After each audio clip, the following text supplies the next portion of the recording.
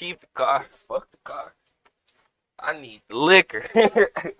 Yo, chat, thank everybody for tuning in. We back at it again with another fucking video today. I don't know now. We might just be leveling up the towers, trying to unlock all the paragons. That's really it. I feel like I gotta come to the right a little bit more.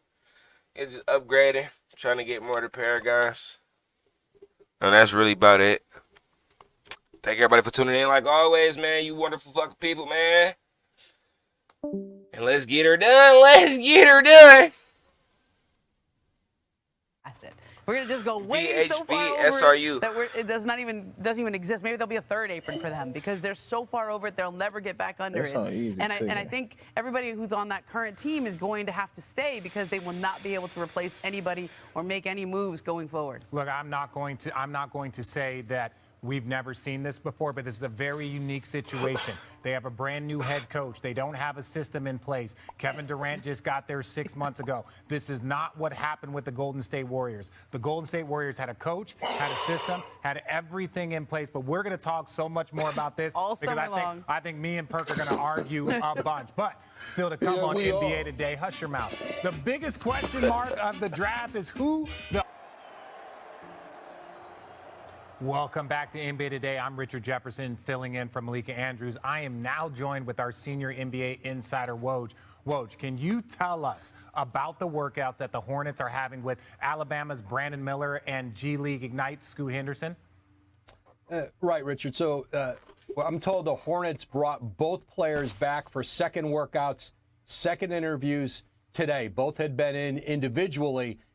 This time, the Charlotte's outgoing owner, Michael Jordan, is in the workouts. He's in the meetings.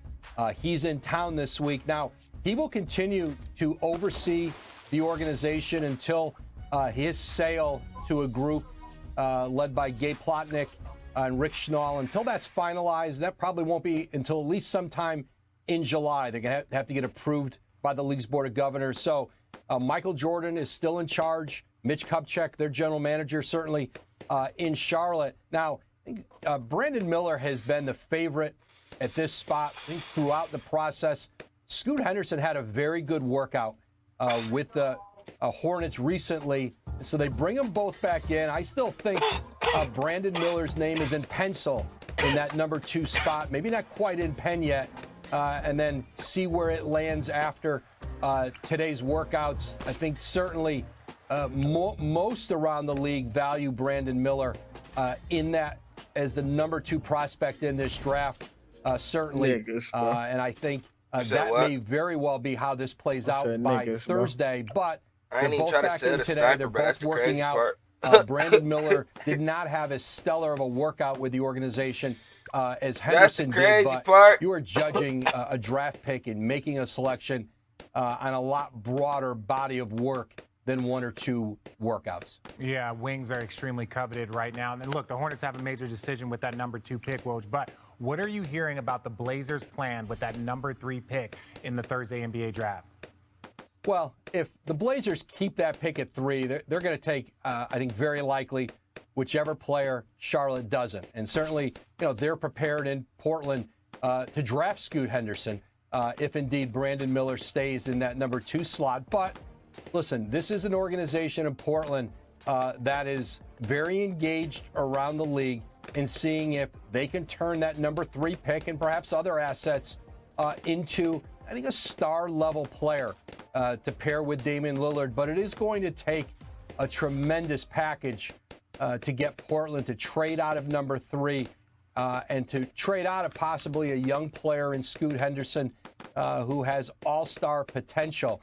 And this is the time of the week, Monday, Tuesday, Wednesday, leading into the draft, when teams will get more serious about what they might be willing to offer. There's often a lot of dancing around leading up to it.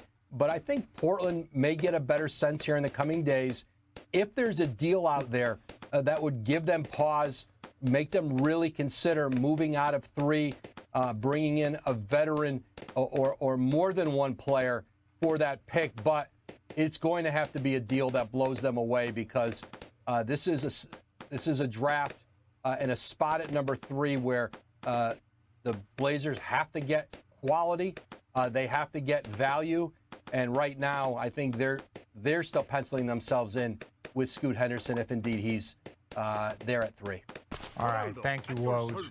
All right, we're back now. We're Ramona Shelburne, Mark Spears, and Big Perk. Ramona, because you're sitting next to me, we are going to start with you. What do you think the Hornets should do with that number 2 pick? I think you draft the player who has the most talent and don't worry about the fit, okay? There's a sense of, like, you have LaMelo Ball, so you want Scoot Henderson to play with him. And then you look at Brandon Miller. He's really good at things that players in the NBA who've been in the NBA 10 years are not good at. He's great in the pick and roll. He can shoot at 6'9".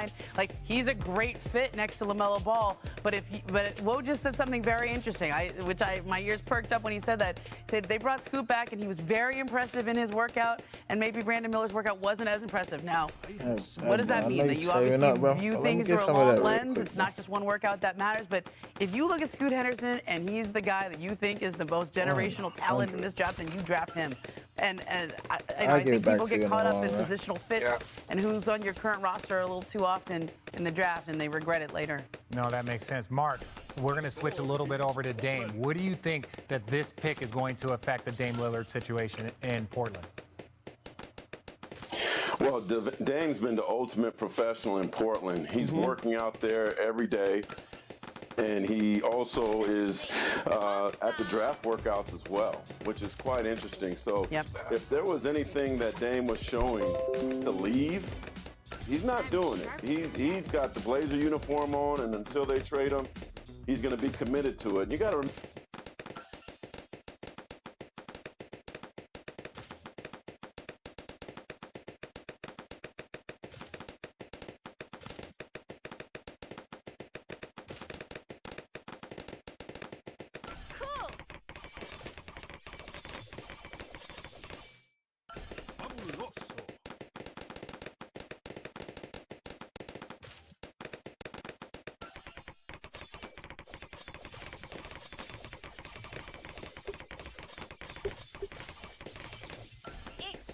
Never did my boy come in clutch like that. He grabbed the bomb.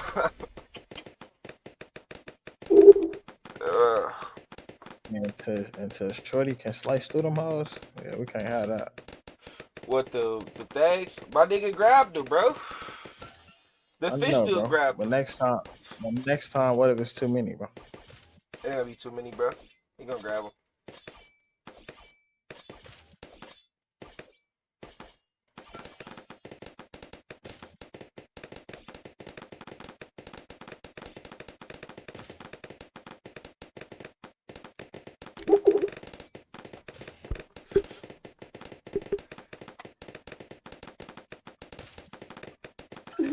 Probably go for the fuck. Damn, they need to give me my money.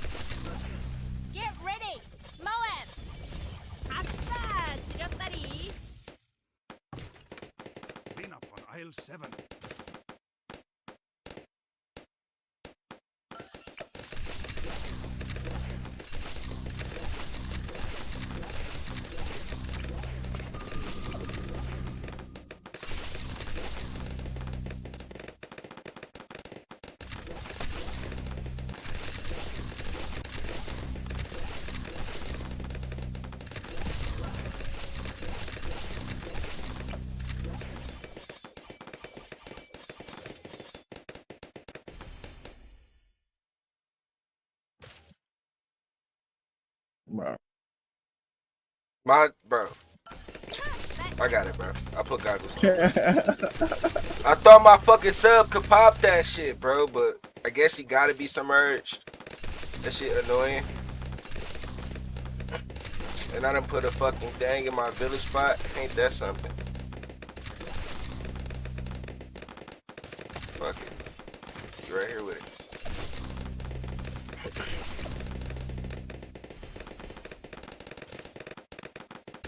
We chilling, gang.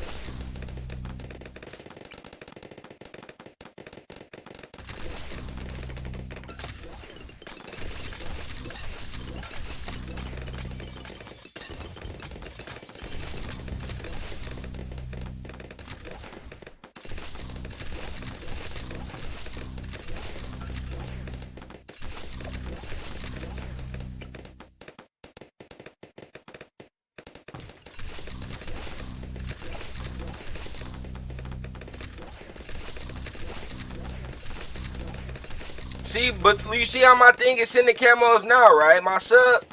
That's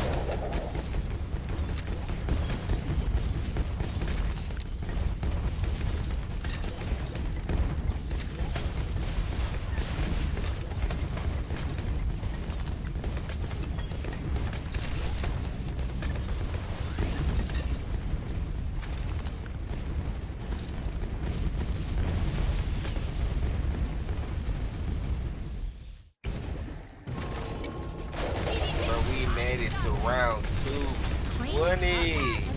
Let's go.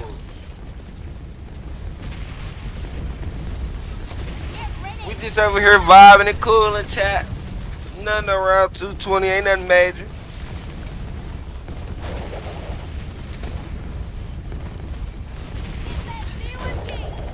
This my highest motherfucking thing of balloons. I said highest motherfucking thing. Highest round of balloons ever. With no restarts. 2 paragons. Let's get it.